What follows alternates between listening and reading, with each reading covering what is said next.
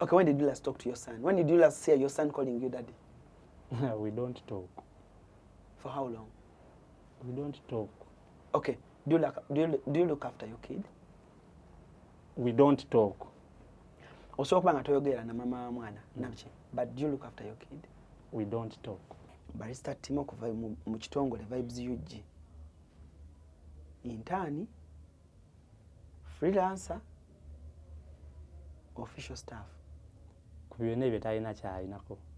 Gwe bw'ŋŋamba nti nno nalidde mu bannayuganda olukwe nga bwe baŋŋamba nti nabaliddemu olukwe nasayiningawa nabo nti ŋŋenda kubakiikirira ate kati kankuliko ekintu kimu Alan Cruz just sagala kudiscussinga personality okitegeera lwakuba nti olimeddeko nnyo otuteyo Vibes UG yasala layini zonna ez'okugwa kitegeeza ennyonyi olwedde yali ejja byonna bye twayogera ne Uganda Airlines nga yo yali ekola okutuweereza ki ennyonyi. You overreacted? Maybe. Okay. Maybe because twayitogeranga ne bamanager nga manager tugamba ennyonyi ejja. Wano ku Hasi Beauty Parlor tuli bakafulu mu kulabirira n'okuyooyoota ensusu. Tukola facial ne tukupepeta ka face ne kawawera nga aka baby. Tusiba n'okola enviiri mu buli musono songa mu kukola pedicure ne manicure tuwe kansa. Tusala enviiri mu buli musono ate bwe kituuka mu kukola makeup tetumanyiyo mulala. Tuli muyenga ku Tank Hill Road okulira na Italian Supermarket mu basement. Essimu tuli ku noti 726 682 953. Teweerabira saluni egenda okujjayo bulungi bwo n'ekitiibwa kyo ye Hasi Beauty Parlor, a world of beauty.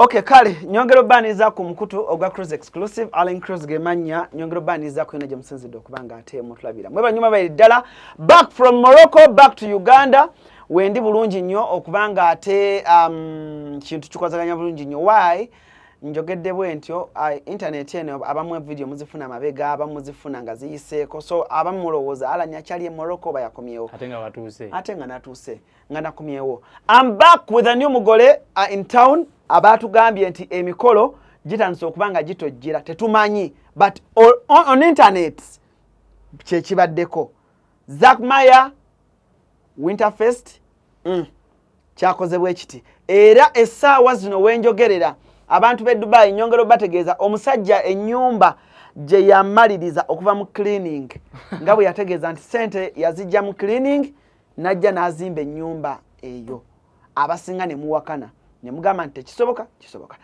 naye ye n'abagamba essente yiye 95% ennyumba eyo sente eziriko zize kati yakomyewo omusajja 5% zani 5% zani sebo behind a successful man stop those things my brother behind a successful man there is a 1% of a woman. No please. Okay, so byonna agenda kuba tubyogerako n'eŋŋambe ezagambye nti Zack Maya ye bampangisiriza ennyonyi eyiye ku bubwe ne bamugamba linnya n'alya mu bannayuganda olukwe be yalese ku airport.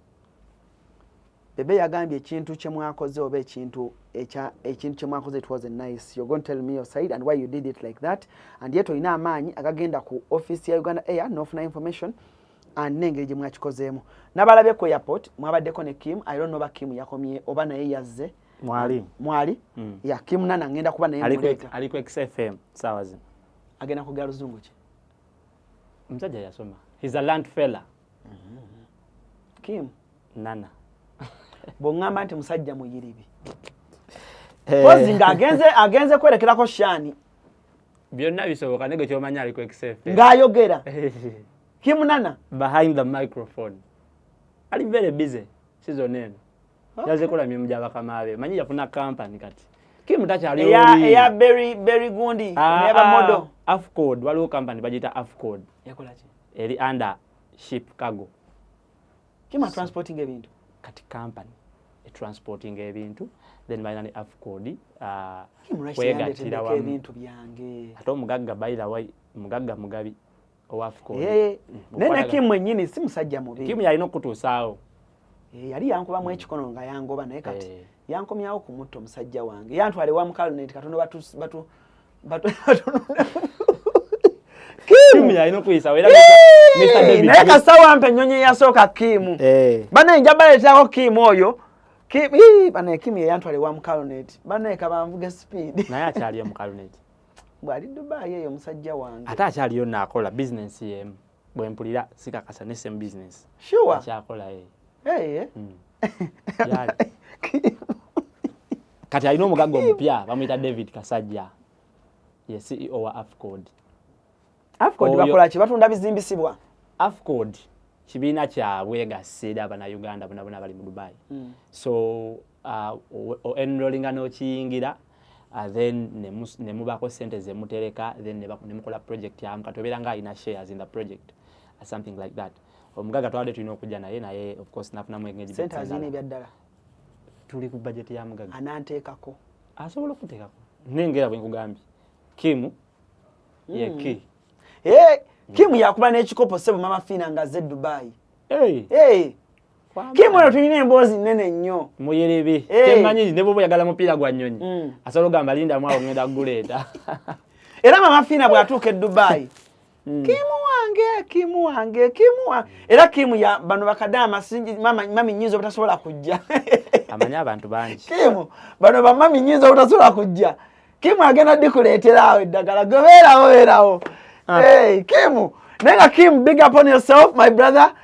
Ngenda kubamba yishako Kim nanoyo, tunyumyemuko. Kim knows Dubai very well. Yes, sir. Yomu ku bantu abayiribye Dubai eyo, in and out. Okulanga Kim's right now, omugambo ve Dubai nga tasobola. Namulabako babi ku interview nga agamba, yayita sobola kugira kufuluma nga bwayingira. I'm happy okuba nti Kim kat right now afuluma naye. International traveler. Otherwise, Vibes UG. Yes, sir. Welcome into Cruise Exclusive Studios.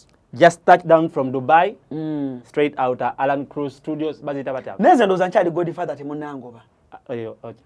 Nchali Godfather wa mwangoba. Oli Godfather wange. So wa family. Family mwangoba. Family tekyaliwo. Mwana wange ali matiga kati. Ali awo. Leero mama yamumpadde ncha taata buli omu amumpa kululwe. Taata amanyi n'omwana bwali. Tugende maaso. Tamanyi. Tamanyi. By the Vibes amazima gagenda ku Saluma okimanyi? Ale kati nze nkulimbe. Bansanga ne bambuuza ali atya nange nga simanyi. Mbali bulungi. When did you last see your son? I don't know. Okay, when did you last talk to your son? When did you last hear your son calling you daddy? We don't talk. For how long? We don't talk. Okay, do you look after your kid? We don't talk. Also, kubanga toyogera na mama mwana nabiki. But do you look after your kid? We don't talk. Kati ekyo kiwanvu kyontwalamu kiwanvu. Si kyawa no ku internet. Okay. Your son bears your name, right? Alan. Vayeyo. Bisigenda bidiscuss. No, kubanga man, ate ekinkwatako nnyo. Wakati goli Godfather kati gomanye kiri ku ground ne kati oli kubuuliza bali. Yeah. Bali tebeetaaga bimanya kubanga. Beetaaga abantu bano bamanyi kuba bakwagala nnyo. By the way, you're the most loved in Dubai. Saawa zino byakyuseemu. Waliwo ekifaananyi kye baasiize kati. Ndi muli wankwe. Zakyasinza okuba omubi. Ebyonna bina kati biri. Lwaki oli enkwe? It depends. Balulidde mwani. Okay, Zach. Sagala njagala leero ngenda kukolera abantu. Yadde oli kyali wange. But ngenda kukolera abantu. Okay. Who is Vibes UG? Vibes UG mu entertainment industry ye Dubai. Okay. And do you think bye bimu kubikuleetedde obuzibu bw'olina ssaawa zino mu industry yamwe ye Dubai? Of course. Especially entertainment industry. Describe for us how you found the industry and otya bw'ozzogattagattako abantu ku mukutu gwo naawe mu ndowooza yo olaba nti obuzibu bwonna bw'ozzoofuna ne bakyaliibo bonna golowooza buvudde ku Vibes UG oba muyina ntalo zammwe endala? Vibes UG is an entity eweereza amawulire abantu mu Dubai. Era tusavinga community ya Dubai because abantu tubabuulira what's happening but ebiseera ebisinga nti twatandikira mu entertainment kati tuli nnyo mu entertainment ate bw'otunuulira ekyeyo nti abantu abasinga bali serious nnyo genda kola kudda ku mirimu genda kola kudda kwebaka mirimu kudda kwebaka kati twa creating a space y'omuntu ng'osobola okumanya wa ogenda okukyakalira ne tu creating a space y'abantu ne bawera mu entertainment ne batandika okuwa opportunities ez'enjawulo ne options eri abantu bankuba kyeyo mu Dubai okubeera nga bafuna entertainment ebajjako stress ne baliving byonna babadde balowooza okubeera nga bali happy. Bw'otunuulira Dubai saawa zino eringa bw'olaba Uganda nti omwana asobola n'okufuna vacation n'atadda Uganda because kyeyandizze oba nti ku happeninga oba ki byonna gyebiri katewa e Dubai. So Vibes UG eringa media channel broadcasting the image of Ugandans in Dubai. Weewaawo waliwo channels nyingi ezimeruse naye mukama akyatubiseko akasubi nti we are the leading now when it comes to media platforms eziriyo okitegeera. So erimu abantu bangi mulimu manager Regan oyo musaale nnyo the brains behind ebimu mulimu Kim Nana oyo naye w'amaanyi because Kim Nana gw'otomanyi abaamumanyi okitegeera kati okutuuka ewa Bebe Cool oza natuseewo ntya ogenzeyo twabadde wa Bebe Cool nga twakatuuka wano awo tugenda tuukawo. So Kim Nana amanyi literally everyone in the industry kati mulimu Kim Nana alina naye part gy'azannye okubeera nti Vibes gy'olaba standinga because olaba kati Vibes gyo yali etandika abantu abamu ku baagi kickstartinga n'abantu bakibambuuza nnyo Alan Cruz alayika mukwano gwo nnyo goyinza okuba tokimanyi naye wampa ettofaali ly'amaanyi nnyo okubeera nga spreadinga ku ground e Uganda because twagenda ewa Nesimu ne tugenda ewa Spice Diana ne tugenda ewa waliwo producer omulala twasangayo Karoka Sita yali ani ne tugenda ewa Atini n'ebino byonna nga ntambulira ku ggwe tugenda otuukawo nga bandabako bammanyi nenga there is no way I could access there alone okuleka nga waliwo akutwaliddeko kati n'otuuka nga olwedde bakumanyi ne mu connectinga n'ofuna eyo first link up ekola ki esooka okitegeera. So kati aba bantu bangi kati gwe nanyinza okugamba nti olina etofali ku Vibes gye nga tokimanyi naye nziza mbadde sikimanyi dene nnyo e Uganda Vibes gyo kubeera nti ya spreading that big walinako etofali ly'amaanyi nnyo. So mulimu newe omusiime Papa Misa Kisemakula newe omusiime of course waliyo ba Derrick then abala bajja ba enrollinga on okubeera nga bajjako on board okitegeera but the key pillars zengamba nti no zino natandika nazo ne zizimba manager Regan Kim Nana Derrick then the rest waliwo omwana gwe wasooka kukolanga naye waliwo Julian Basha waliwo show yamwe yasooka nga mujjidde mu motoka obwa red Urban Series kati oyo natandika ate naye ddala kuba nti ya breaking off a bit early kyovolaba nti mujjane ya Vibes UG oyinza obutamuwulira nnyo naye ng'ate y'omu gwe natandika naye but ya breaking off early nga ekintu kyakatandika like to flourish. Okay.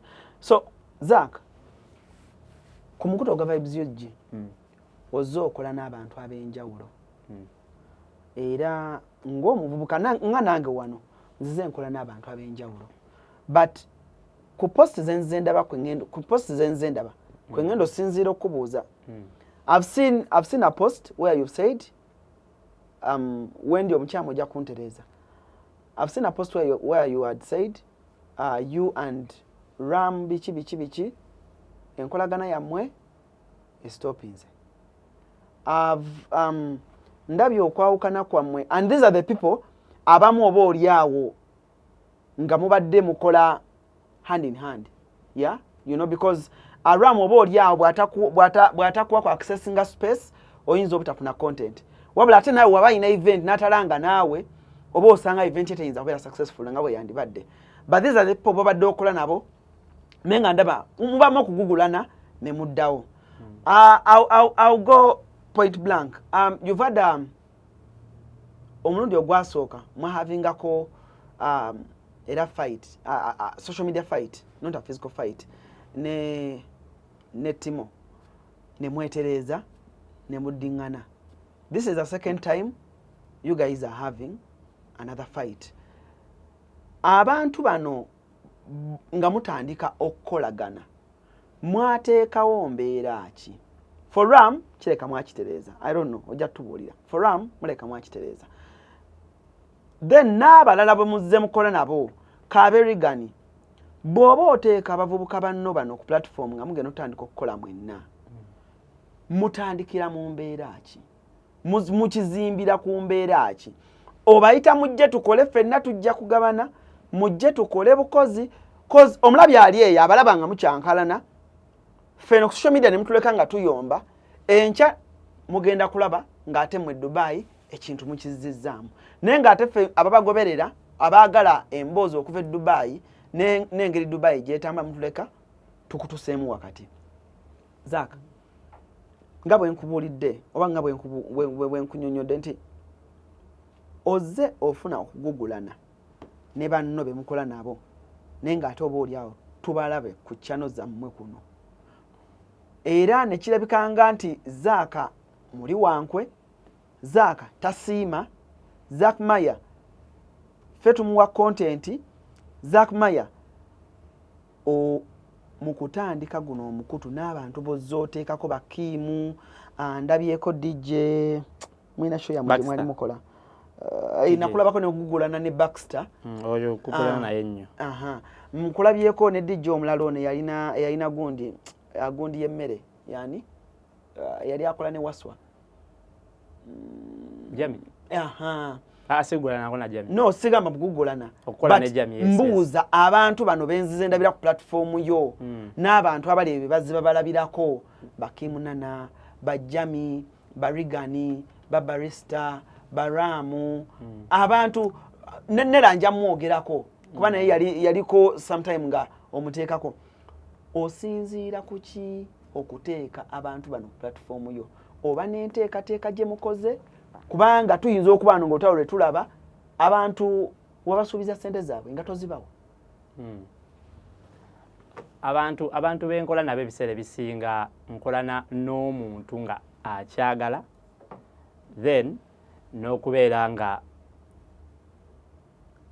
nange okumulamu potential nti asobola n'okubeera nga oli mukwano gwange, oli close to me. Once I get comfortable with you, then I get to work with you. I give you the opportunity. Teri akola ku vibes UG nga yajjira ku basis nti nno asuubira musaala. Omuntu eyali akola ng'ali ku musaala yali omu manager Regan yeka. The rest ngabo balaba Kimnana, ba DJ Jami n'abalabo nabo n'aba. Gwabasaba okubasaba kutya okujja ku platform? No, omuntu abeera ne potential ng'ayagala nga akyagala because buli muntu ajja ku platform naye aba akiraba nti ayina kyagyetaagako. Okitegeera? Singa mbadde sirina kyendaba Cruise Exclusive kyenyongerako sandi tuddewo mu katebe kano. Okitegeera? So abantu ba enrollinga ng'alaba ayina kyeyegattako ye ng'omuntu okusigala ng'asobola okubeera nga akikola n'akisustaininga ng'ate tewaliwo any monetary value ekomawo ku side ye. So tewabawo nnyo discussion ya ogenda funa ssente bweziti ogenda sasulwa boti, but buli muntu abaddeko nga oba gw'olaba nga akola alina engeri gy'akolamu returns ze because ebintu bya social capital ngabo obimanyi. The more people get to know you is the more you get to have a bigger social network, is the more ebintu gye bikoma okubeera nga bikwanguyira. Okitegeera? So take an example kati nga kikwanguyira nnyo convincing omuntu nti nno nina show eti njagala okisponsoring ngende bakuwa sponsorship n'ogitwala nga yiyo because nze nkireka kiri open. If you have a show you get sponsorship kasitebera nga tekontagana na baliwo. It is okay. Enroll with a sponsor, take over 70%, give me 30%. That is if you happen to get a sponsor. So tewaliwo gwe ndikola naye ng'agamba nti noba omusajja oyo tukola ne tatusasula. Ekyo sinakiwulira nnyo ate abantu bonna abasinga benkola nabo like beesobola. Tekuliko agamba nti nno ali bubi nti atunuulidde, bonna beesobola bakikola for the love of what they want to do. Before ngo omuntu analinya ku mpewo zo mwina negotiations emusooka okukola. Let me give an example. Kimnana mwakolanga show ya gye mwakolanga ku beach bagita batya around the town. Around the town mwayina oba abantu bano mukikozesa excitement ekigambo ekyangu kyenyinza okukozesa nti it's an excitement where Kim ali awo vibe emukutte, Regan ali awo vibe emukutte. Kubanga at the end of the day bakomekereza bagamba vibes tujja ne tumuwa content ate n'atumanyiira. Kata abampa content ate eyo category endala. Team yonna gye nkola nayo. But they're all they're all content providers. Yes, they are. Byeboogera it's content. Abagamba nti no tumuwa content eyo nichi y'abantu balala. Kyekigambo Kim tasobola kifuluma. No, I'm just giving an example. Kyekigambo Regan tasobola kifuluma, kyekigambo Jamie tasobola kifuluma because they are the ones that create content for vibes to give to the people. Bo yerabanga content eyo nichi y'abantu ndala. Era kyobola banga nichi y'abantu aberabanga content. Kitegeeza tubeera tuyina partnership nga ya business kati nga bogambye RAM. Okitegeera ndi ne bwembeera nyombye ne RAM. Ne bwembeera nga obusungu bumpiseko nnyo ne airinga out ku vibes UG strictly kisigala kiri mu line ya business nga kiri professional. Sigenda kuddamu kukola na RAM oba na Venom Club. I don't go personal with DJ RAM because writing about sigenda kuddamu kukola na RAM kola naye ku Venom nchi streamlining ira awo okitegeera because kati RAM ewenzi jayo content at the same time RAM na yanetaaga okupushinga business ye so kibeera hand kyovolaba kizibu nnyo nzo okunsanga e Dubai nga nyina permanent enemy ti Baxter nyombye naawe sijja kuddamu kola naawe eyo line sigisaawo okitegeera because mbanchi manyi at any one moment ngenda kola ki ngenda kwetaaga wabula omuntu bwe nkulabanga osusse nnyo line eyo era sigisaawo naye mbaako wenkoma ne manya nti kati ono ngenda mulabira mweno category ono takyasukka line eno ono nyina mukomya wano oba ono nyina kusirika busirisi mbeere nga sirina buzibu naye simulumbye naye ate mulese obange zezaako okuddamu ngeni mugezaako kitegeera kubanga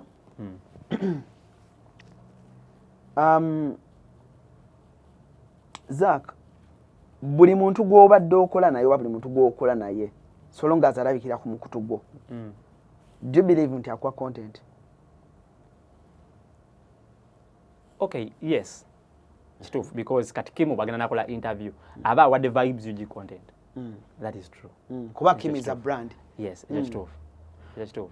Now kyembadde njagala okumanya nti okay bana abantu nga bakola oba abantu nga bamaze okukola is there an appreciative message, an appreciative way of payment that you give these people back? Of course, every person wali otuddekaawo n'ogamba Kim mwana jo twakoze show wait thank you so much. Yes. For all these people we've been seeing on your channel? Yes. So where is the problem? There is no problem. From who? Who has the problem? That is what we should discuss. Because the team constitutes of, let's say, 100% of people. We might have a fraction of 1% that you see having a problem. Okay. So, ngenda beera straight Kim. Amanyani vibes. Ngenda beera straight. Tugenda straight. And we have to talk as men. Yeah? Because in the industry je tulimu teri ku beating around the bush. My brother Barrister Timo, I think is not appreciative on the way gwe gy'omuyisaamu maybe bwemba mufuna bulungi nga tuviira ddala ku fight yasooka ne mwetereza. And njagala okumanya gwe okutandika okukola ne Timo one mu kutandikira ddala gundi yammwe yali kiki ekyaddamu okuleeta emberebeze ze tulaba mukadde kano? Kiki ekireetedde ffe abalabi ababanyumirwa okulaba nga oba oliawo Timo kyatukolera ku vibes gitukinyumirwa ate Timo naga sigenda kuddamu kikola kubanga vibes oyo akyuseemukko?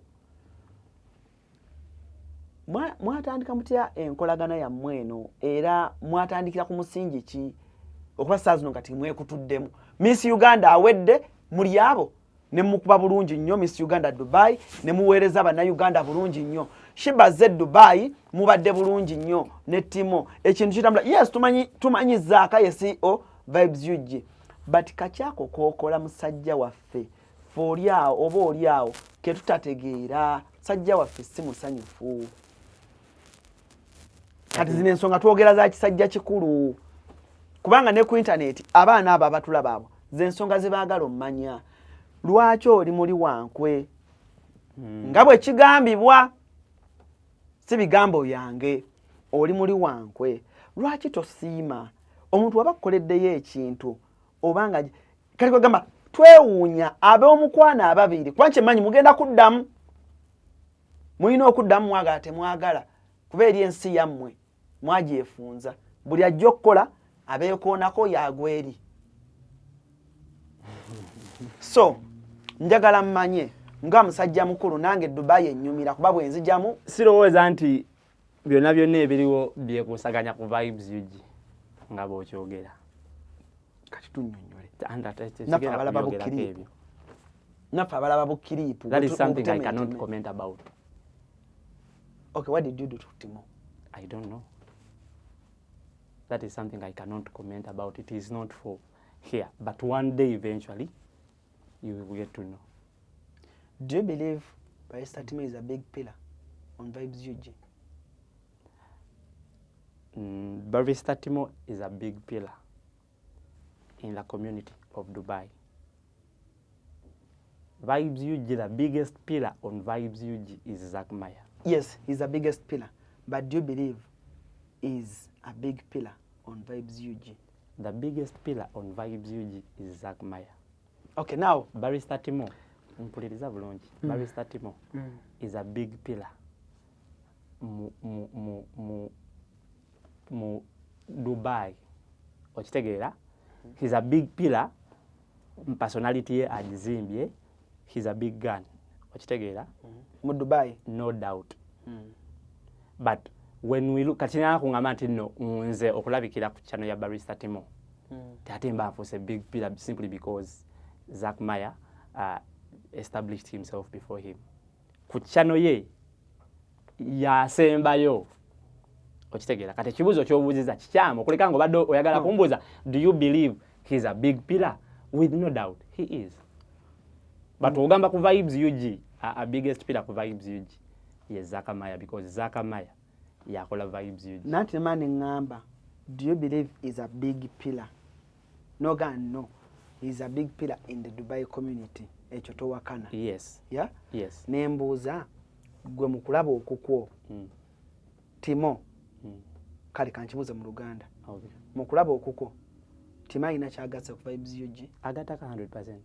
Okay. Mu kulaba okukwo, if you lose Timo ku team yo, don't you think you need to sit down and resettle things? Wabanga alina kyagattako. They resettle things with people who are ready to settle things. Okay? This back and forth has happened for 3 times now. Naye kati ngene esembyeyo. Ndowooza egenze out of the way. Kubanga ensonga sigitegeera nange. Okitegeera? Something very simple. Nolaba nti kigeze nnyo. Okitegeera? So, Barrister Timo okuva ku Vibes UG. Katugambe ng'avuddeko. Kuba tannavaako. Singa otubuulire. As is tannavaako. Wow. Ayinza okuba yavuddeko simanyi kyalowooza. Okitegeera naye si agambye. Okuvaako kwe. Si agambye tannavaako kimala. Okuvaako kwe. Kiyinza okututaataaganyamuko. Empeereza. Yes. But it cannot stop a whole movement of Vibes UG to move, because Vibes UG nga bwe nkugambye ena 100% of the pillars that make it. Bwe kuvaako pila emu tetusobola kulemererwa kutambula. Okitegeera? Because we were moving already. Kati golowooza tuyinza okusikatira kati. Ate kati kankuliko ekintu kimu Alan Cruz. Just sagala kudiscussinga personality. okitegeera lwakuba nti olimeddeko nnyo ntuteyo Vibes UG yasala layini zonna ez'okugwa. Agambye atya? Vibes UG yasala layini zonna ez'okugwa. Tekyasobola. Kubanga nannyiniyo mulamu upstairs. The people behind me balamu upstairs. Okitegeera? Where I go wrong bannonako. Ne baŋŋamba eryekkubo lyetukutte ligenda bakyamu. Okitegeera? Because nze nganza omuntu ye sisobola kuyimirizaawo entity nga Vibes UG nga bw'ogiraba. Okitegeera? Because nnene mwe mulaba Zakamaya nga brand oba Kasenene nga bampita nga brand. Naye eriko ate abantu abalala decisions ezimu ezitakingibwa si zange. Kyova olaba kati lwakuba nti abantu aba tebasobola kiraba n'ebintu ebimu ebipostingibwa si byange. Okitegeera? So kati Vibes UG as an entity tesobola kugwa. Kati gwe wava ku BBS yagwa. MC Katsi yavudde ku NBS. Do you think NBS esobola okugwa? No. Tesobola kugwa. Naye ate waliwo oyo omuntu abeera nga faani wa Katsi aba agenda kumumiisinga. Okitegeera? Kati ekyo kibeera eri Katsi bw'aba nga afunye something bigger and better kyagenda okusubstitute nga kiri kyabadde akola. Katsi aba kumulamwa. Okitegeera? Katsi bw'aba nga avudde ku NBS platform ebadde emwongerako in one way or the other. Naye ng'ate kyagenzeko tesobola kusubstitute nga Katsi aba agenda okuluzinga. Okitegeera? So nze bwe ntyo bwe ndowooza. Okay, Zach, kankubuuze ekibuuzo ekisemba tuve ku your topic. I've seen Timo presenting naddala nga abayimbi doing interviews ku airport. Of course manyi gwali behind the camera. Nze ngurantinga access era. Omuntu aba mu camera ng'ali mu kukola Timo kyakola. Aba presenter. Aba ku intani mukozi wo bintu bibiri ebyo. Saagala abantu banfunewo but lulimi lwa kukola business. Mu TV bw'olaba presenter ku mpewo either presenter yaba intani oba aba freelancer oba aba staff ku bisatu ebyo kuba Timo yetu mulaba ku Vibes UG nga presentinga era n'atugamba welcome on Vibes UG. Kitegeera kakati Barrister Timo kuva mu kitongole Vibes UG intani freelancer official staff ku byonna ebyo talina kyalinako. His friends to Vibes UG. Barrister Timo is a different brand completely nga ye. So bw'aba akolera Vibes UG abaki aba akola kintu kyayagala. His friends to Vibes UG nti amanyi Zakamaya ali okay to work. Mulabi atuyambe kubanga talina title. Ali okay to work with Zakamaya tachirinako. Barrister Timo ino omukutu gwe ogwa YouTube. Wali oguweerezaako. Nedda. Bw'aba ajja okuweereza ku mukutu gwo gwamuyita yeeyita. No comment. Kubanga kyembadde njagala obuuza bw'aba yeeyita No comment. wali weeyiseeko n'ogenda ku mukutu gwe n'oweerezaako. No comment. Okay, now muyina okubanga mutereeza kubanga you guys are brothers that are splitting out of oli yanyimye ka biscuit ke nange sigenda ku byange. Tewaliwo kyamaanyi. You have something small that ebiri mu bawula naye ngate era by the way ngenda ku havinga interview ne Kim Nana tewaliwo kyamaanyi. He's a legend in the industry ate Dubai mwena muzabalaba. Now he's frustrated over something which is understandable ng'omuntu. Who is frustrated? Anti yagambye nabaliddemu olukwe. Yes. So kati that is the element. Nze je sinnategeera ng'omuntu era element je nandiyagadde okunnyonnyola wagenzo tuka kwe yabadde etya. Tugenda tuka wao. Yes. Wagenzo okuva ewaka ogenda ku airport mwabadde muzuli ne Timo nga temuyinako obuzibu. Yes. So Timo obuzibu yabujje kugenda simanyi bayafunye obuzibu. Simanyi. Okay, yes, kale gubye walabi bakwogerako. Byenalabye yabadde character assassination ya brand nga Vibes UG era I wasn't happy about it. Okay, wennyonnyoleko walabye eki kati nze okusinziira ku kyendi okulaba ku internet. Okay. Because Vibes UG yo nga yo nze ng'omuntu sirina maanyi ago ge bampadde mangi nnyo kubeera nti nno nze atachinga nnyo ne Uganda Airlines. Okitegeera because ekiri ku internet nti nabaliddemu olukwe Uganda okimanyi I am close to the president now if I can make things happen. You're close to what? The president. Because if you President feel Yoweri Kaguta Museveni anti kati kye bakinyambaziza because gwe bw'ongamba nti nno naliddemu Uganda olukwe nga bwe bangamba nti nabaliddemu olukwe nasayininga wanabo nti ngenda kubakiikirira. Gwe wakolezezza olutalo ng'oyagala bayambe bannayuganda abalemedde ku airport.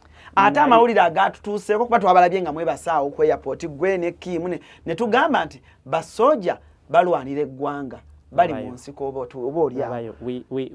Ebintu tubifuna Era waliwo ka video ke nalabye ng'ogamba nti oba gwe wabadde agamba like they would have got another plane netwala abantu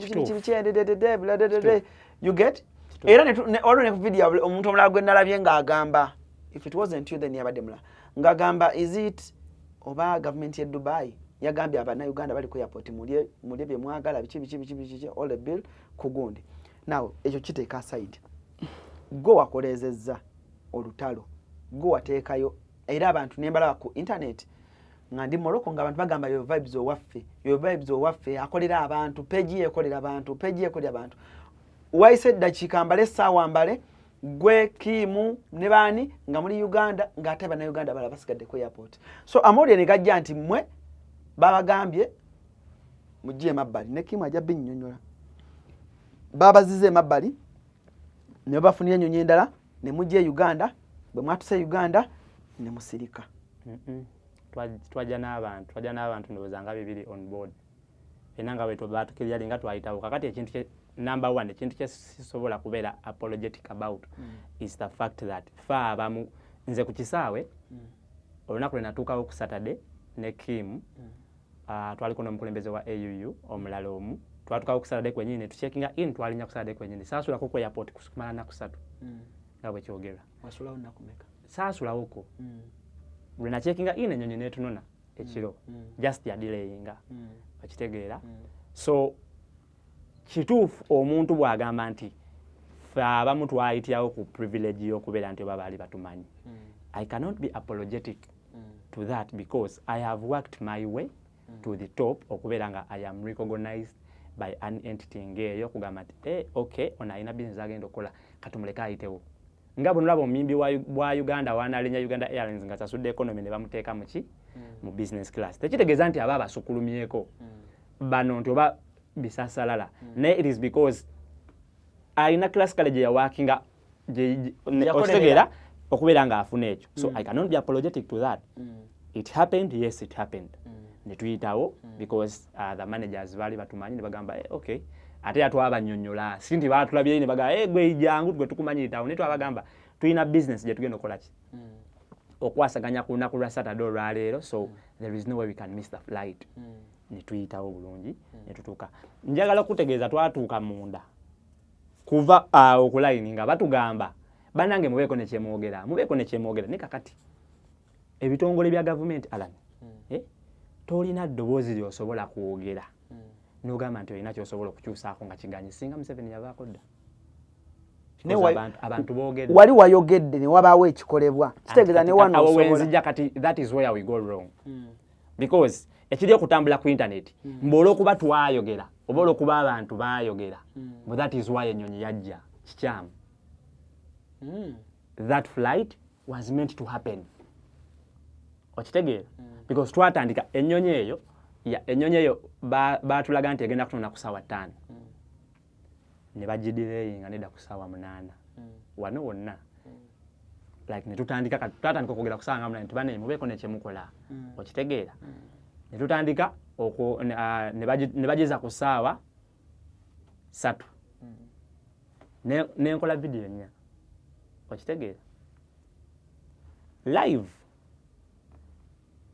yakolebwa ku ssaawa zaalinga 2 awo 2 kitundu oba 2 okitegeera ennyonyi yatuuka ku ssaawa zaali 4 ezekiro n'eddakiika 45 ezekiro yes ng'esimbudde kuva Uganda okuva e Uganda okutuuka e Dubai bavugira ku 5 hours and a half njagala nkolere math okuva ku ssaawa 2 ssaawa 2 3 4 5 6 7 7 kitundu singa ennyonyi yajja kuba nti nno bye twogedde teyandituuse essaawa 4 kitundu onfuna bulungi nkufuna kitegeeza ennyonyi olwedde yali ejja byonna bye twayogera ne Uganda Airlines nga yo yali ekola okutuweereza eki ennyonyi you overreacted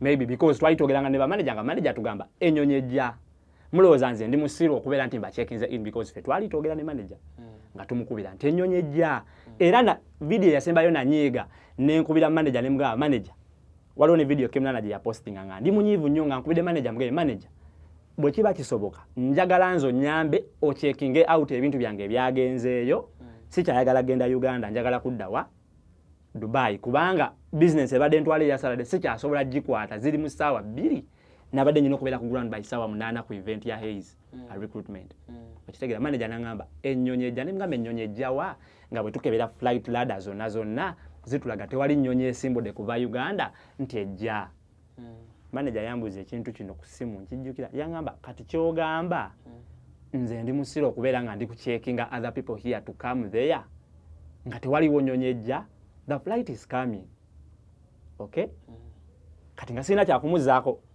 nensirika naye kati engeri ife gye twali tukebera ku system wano nga tetulabanye because twali tunoonya Uganda Airlines naye ate eri yajja baali bagita DAT gye bakyatalinga era waliyo abaali entebe ku ssaawa 9 baatugamba nti ennyonyi esimbudde ejjiddemu n'abantu abamu ba transport abakola ki nga boogera ne ba transport bannaabwe kitegeeza ennyonyi yasimbula ku ssaawa nga 10 kitundu before anything that was made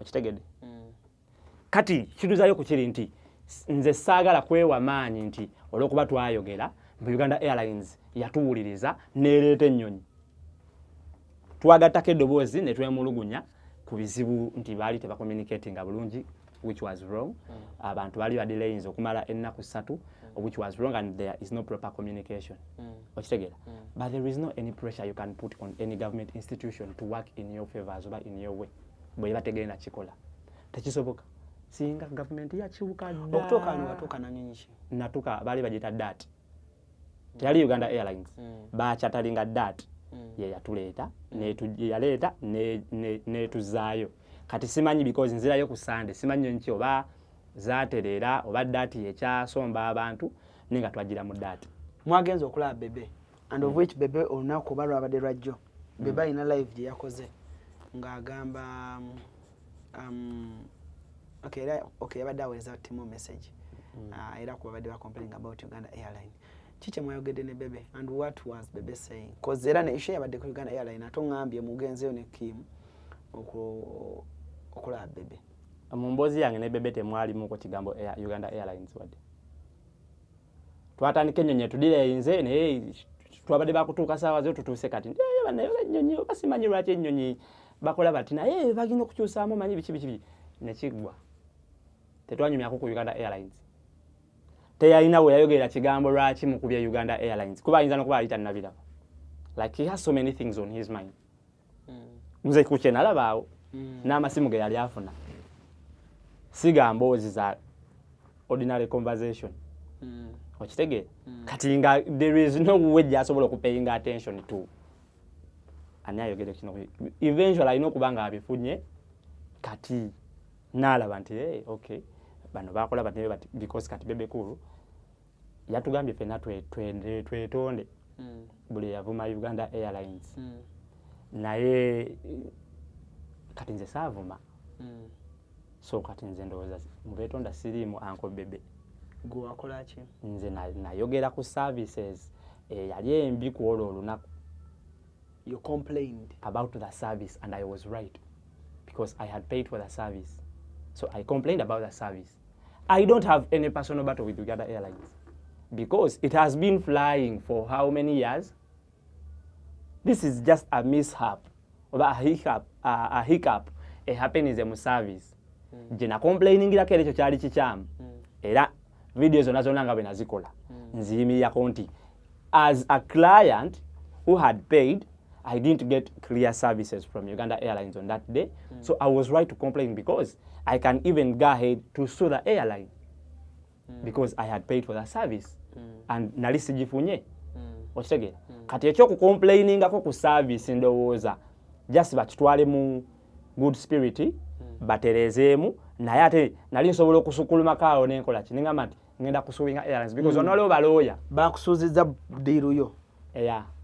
Anti ocomplaininga nogasatuukira mu budde ku kye nalina okukola kati nze nayogera ku service yaliwo yali enkyamu okitegeera so which I think they will rectify because kyemmanyi nabo bali eyo bakola kulaba nga batereza services zaabwe teri yayinza kola entity ngeyo n'olugamba nti no yagikoze kugikola just like that sirowooza okay awo nga tuvuddewo olina okwanjula njagala nsooka ennyonnyola video eri abantu gye bagamba nti nabalyamu olukwe nti nagamba natuuka ne mala ne nejja ku bantu by the way like onnyonnyola bulungi olaba ka video bwe natuuka ku kisaawe Entebbe nze buli wembeera kati nga walabye video nga tuli waka tulya Christmas nzannyamu yangu akuba ne ku mikolo tulina otuukayo okitegeera so it is the same thing nakwata ka video just nakakwatira ku table ya tourism desk ate nga tulina something that is in pipeline about tourism so kati nga bwomanyi okusika client eriyo tusobola okukola this is how far we can go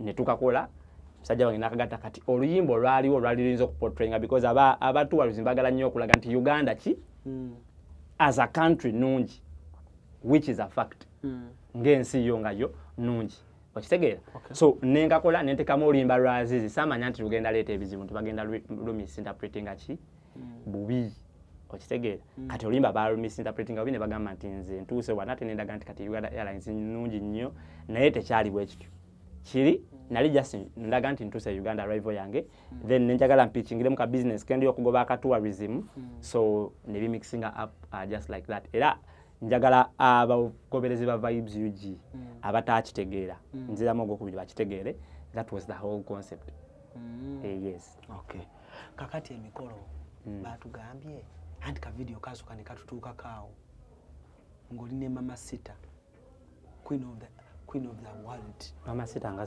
sindudde okumulaba nga ndudde okumulaba Mama Sita si Mama Sinta Mama Sita kagambo kalu ki ka Espanyol Mama Sita koba dot anti kagigane ngeje kafananye uli bajja kutema ekifananye batekeko kiri Mama Sita señorita yogera akagamba kwali kafanana erinnya liri lijja tuleetera ebizibu akagambo tokyakaagala sirina ko buzibu neja sitagala abantu ba mixing up kale munnange tuba tuli awo nga batugamba tuwafuna omuwala omupya simanyi wa mu importing kuva kata brand new unleashed brand new Range Rover Vogue wajireta eyine ttaala liringa ya motoka ya Haji Bakalube empya gye yakaleeta Range Rover atumuba mlyawo muzinazinamu awo vibe biki nenga mami baba ng'omutaddeko wano nga tavaako kakati abaana awo ne bagamba mbunno olanzira kwanza oli mukwano gwange nze sobola nnyo kugiragira nti oba nziraawo oba njogere ki kati ne bagamba emikolo era nze abaana babadde mwine ofiisi yange alani mwana notatugamba ku mikolo gya zaaka akomyewo kukyala zaaka akomyewo ne mbagamba sinnafuna yadde kaleeta zaaka yandibadde yaŋŋambye dda kuba n'ogwasooka nze gwe yasooka okugamba mu kukyala naye nga guno andesaati abantu ne bankongoola bulijjo ogamba kyaliiwo bulijjo ogamba gwe godfather ala ne bakolese ku mukolo. First of all, congratulations. Thank you. You're in new love system. Yes. Oli mu love mpya? Yes, I'm in a relationship. Mestock oli mu mpya? Kagambo ka Spice Diana simanje kategeeza ne kyatugende nako. Zaaka. Waze kola mikolo. Mwamaze kukyala. Anedda. Saze kola mikolo. Ate gwe notamanya best man wange. gumu gwakubira yinza obutabaawo. Ai nonze kuli mukolo ndidde emmere. Emikolo nja kukugamba. Tujja kutuuka yeyo. Ate n'eri side wamma togaana okumpita. Nja kujja. Hey. Yeah? Side wa. Side ki? Side wa. Ne on a serious note. Zako oli mulavu mpya. Ekyo nakikuzeemu. Like kinyumira okulya ng'omuntu akigamba. Ekyo nakikuzeemu kuleka nga teweewuliriza interview yo. No, mpuliriza. Nekale olwo kirukale ye, like nima mulavu ye ali eyo, like nga kimunyumira kale Nali sirina kuba mulavu ndala. Like someone can ask me, Alan oli mulavu mpya nimuga ya. Ninga wow, okay. Kakati ni mbubuza zake, bakati gwe public figure. Kinyuma omuntu nakiwuli omulundi ogw'okunyaga no, osanga luli abadde tawulidde. Alan akizzeemu akibuza. Zak ali mulavu mpya. I am seeing someone now. I am not single. Sikyali single. Era yobayo omuntu nga nkyali mini box yo nkulimba.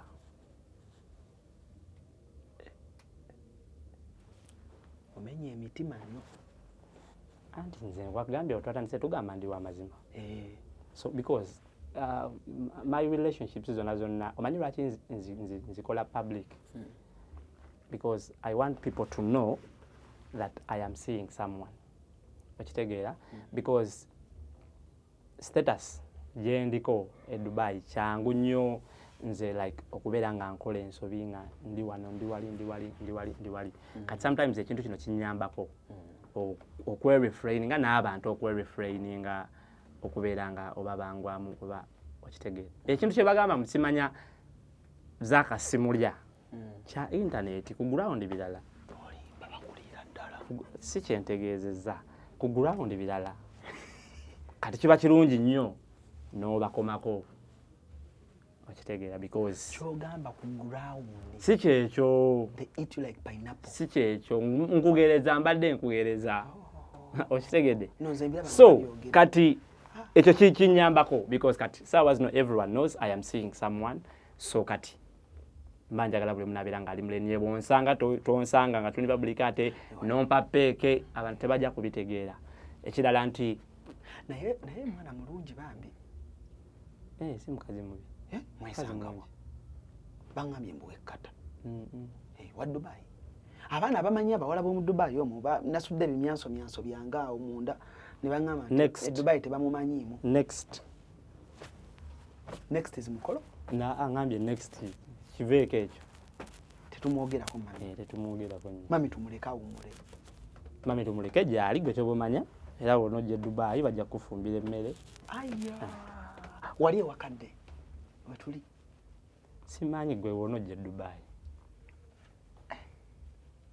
Baba winter fest enaddako nga omanyi na mukwano gwange bamuyita Kim Nana era bwe nakyazaako Kim mu 2021 Kim yatukozesa proposal naye ng'okimanyi tukuze eyo Pam Jumeire eyo Kim n'aŋŋamba alanimba lese naye Kim naye alinga nze alanimba lese yalayira Kim n'antwala ewuwe ne banfumbira amatoke g'ebinyeebwa amasuulemu naye ng'akatogo kawooma nanga alanina omukyala nze nava mu bintu bya kiyaye n'afukamira Kim n'agamba mami nga mami nze gwe wanzija mu buyaye mbimaze byo.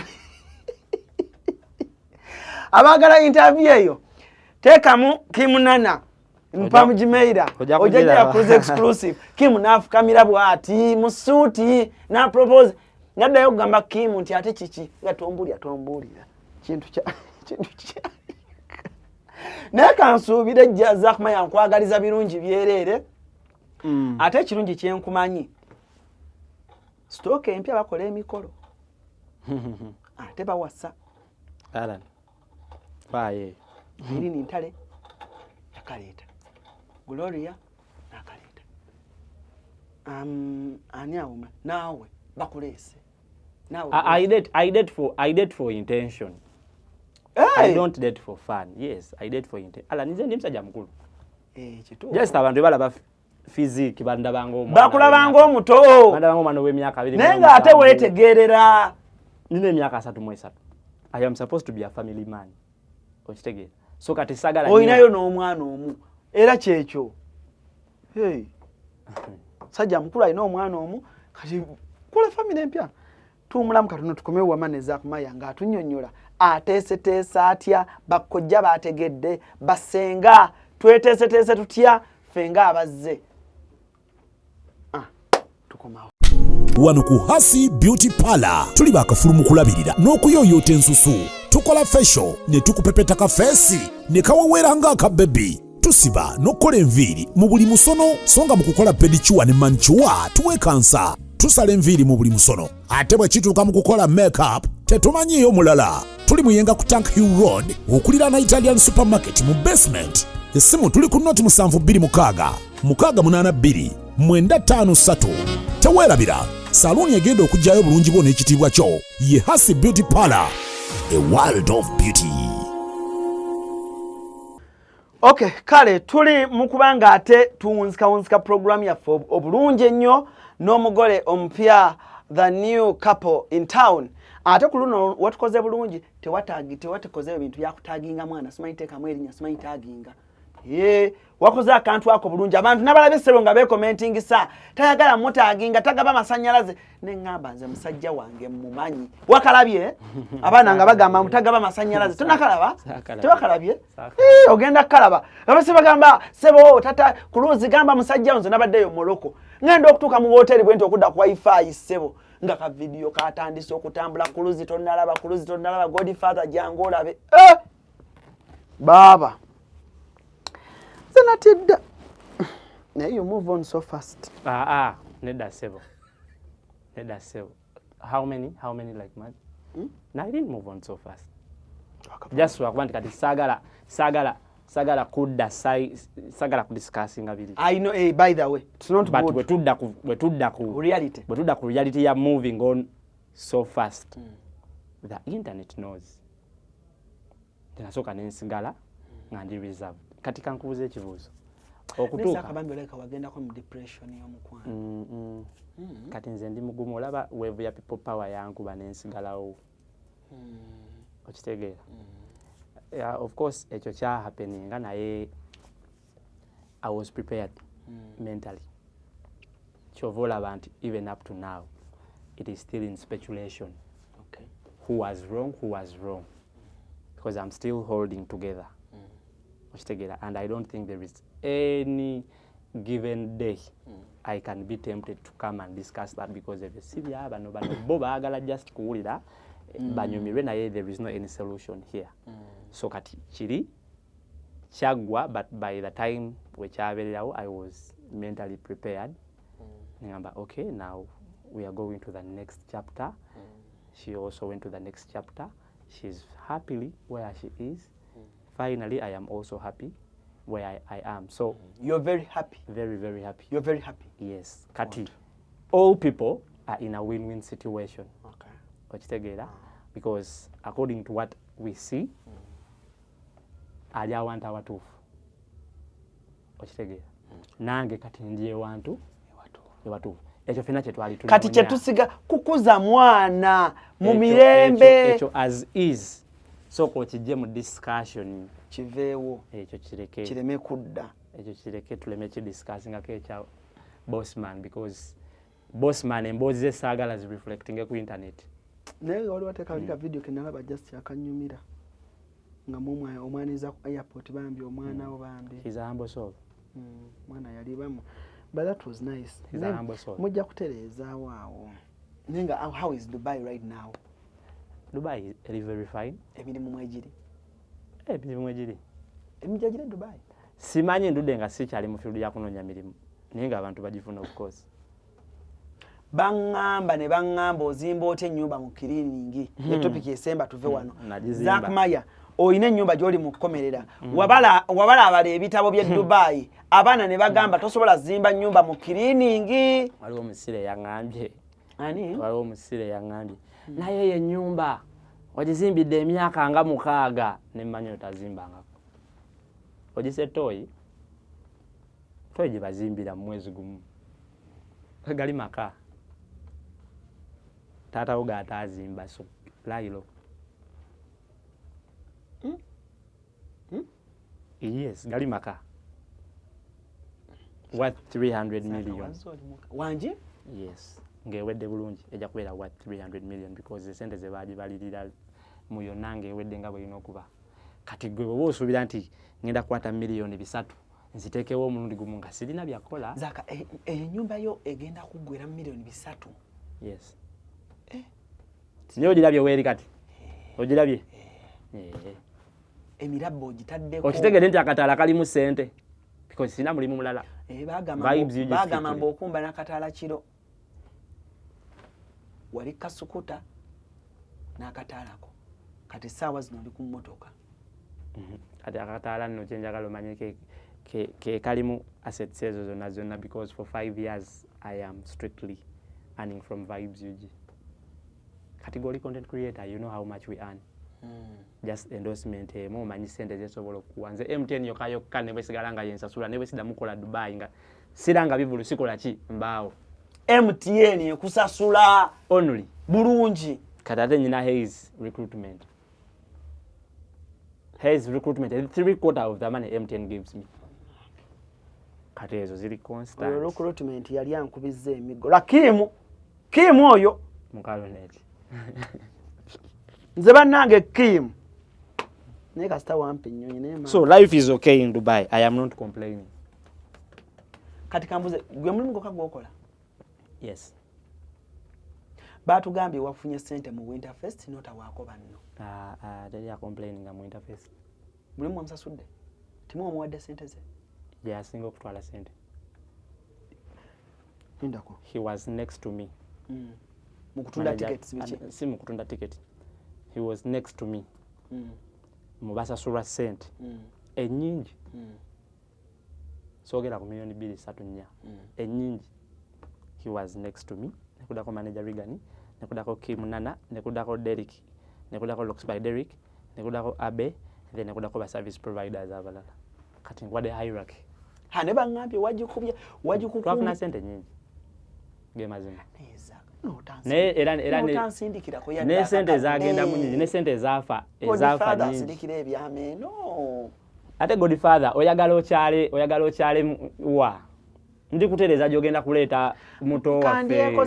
Kandyeko zino ezisooka. Katutereza obulamu. Kati Kimu omwocha miliyoni. Banja abatutunulide. Kimu wamuwa miliyoni 8. Kimu yakuba mundu. Oyo wamaanyi nnyo background. Oyo. Mu bintu ebitalabikeni. Lwakuba nti kati yakajjave yabeere ku wakunganya abantu ameka kweno.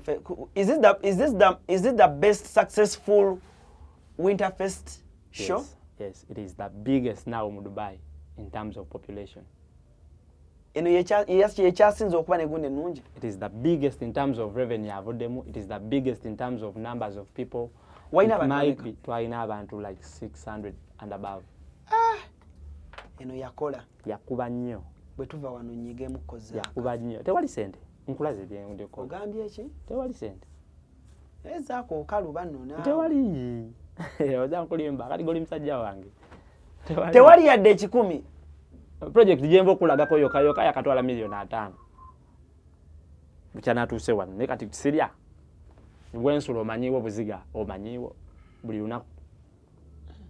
So expenditure eri too high naye nga regardless ekikulu kya byonna nti tutereza bulamu. We are moving. Nze nviriddemu awo. Tosobola viremu awo. Nkyali naawe sinagenda nkyali. Byebyo nno. Mubitegedde mukulu Isaac gumwaka zaake eri akasenene naye erinnya likuluma terinuma okuleka nga mukwano gwange yalimpise naye bana abalala it's okay ate okimanyira erinnya people know me by that name okusinga Zakmaya yona gye ntambudde eri akasenene ate balimanyi nnyo okusinga erya Zakmaya wadde nga Zakmaya balimanyi lino likoledde ssente kasenene wuuyo likoledde ssente akasenene wuuyo. Okay. So kati erinnya sirinako buzibu nalireka. Okay. Regan nkutumiddeko nnyo musajja wange. Tulina ebitwayogeramuko ku gundi eri gundi eyasembe ya Winterfest. Regan bannange. Regan obitegedde naye twabireka nabireka naye kasita kino kyabadde my dad sana. Kyabadde wa? Wakita decide ki? Twabadde ya Line. Alain. Kati tulina Summer Fest. Sigena ngaka Alain. Tulina Summer Fest. Apple kandabe. Egenda kubeerawo mu Apple. Nekati mwini. Summer Fest egenda kubeerawo April 11th. April 11th? Yes. Kakati? All White Summer Fest, April 11th. Nga musudia oli omugagga wammwe yani? Mr. David Kasajja. Omugagga wammwe gwe musudia. Eyo fest nina okubaako ate nga yagisponsorinze yonna. Saagala kukwata kuza ticket, saagala kukwata kuza hotel, emmere African Mpombo African restaurant. Bane hajati nkutumiddeko nnyo. Thank you so much. Ebintu byange byatuuse bulungi nnyo.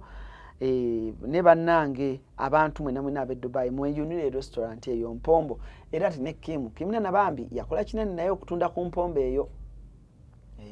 Kim n'ayagaliza. Lwakuba alina obuzibu mu Kasunguyira n'entondo. Naye nga mukwagaliza bambi ayagaliza. Naye nga tumaliriza. Just eno message njagala njiwe abantu abali ku internet bonna. Yep. Sometimes bane tukole ebintu bya vibe kirungi. Bakati ebintu byonna ebyogerwa ku internet. Byonna si bituufu about me. Kitegeera omuntu eyaleeta statement ya Zack Maya agenze kukyala ne mukazi we bla bla bla bla. Yali mu vibe. Buli omu n'akipiikinga n'akitwala nti kituufu. N'abazadde eno ne batandika okulowooza nti kituufu. So that is how far ababeera ku internet bwe twogera ekigambo ngolooza kyakusaga n'otamanya impact gy'okola. Maama we yakitwala nti kituufu. N'ab'omuwala. Nazaalawo ne sezaalawo. Bonna bakitwala nti kituufu. Okitegeera kati nga nabo beebuuza okukyala kugenda kubawo nga tetumanyi. Okitegeera so Wumalu yakomawo n'akiclarifyinga mu interview. Naye nga tekikyasobola kudda nga bakyatakinzeko ebigambo bingi. Okitegeera kati musajja wange Wumalu bambi buli kye twogera ku internet kirina abantu bekiba kinyigiriza eno mu background mu biki olaba nze ebiseera ebisinga lwaki nsirika ku internet. I keep quiet because I have a line of people that I am answerable to. Okitegeera because nze I am liable to be discussed about. Era omuntu bw'ajja na discussing nze n'onyinyonyola n'ompisaamu eggali byonna nga w'oyagala nze sikinako buzibu because I developed a thick skin okuba nti mbimanyiira ebyo.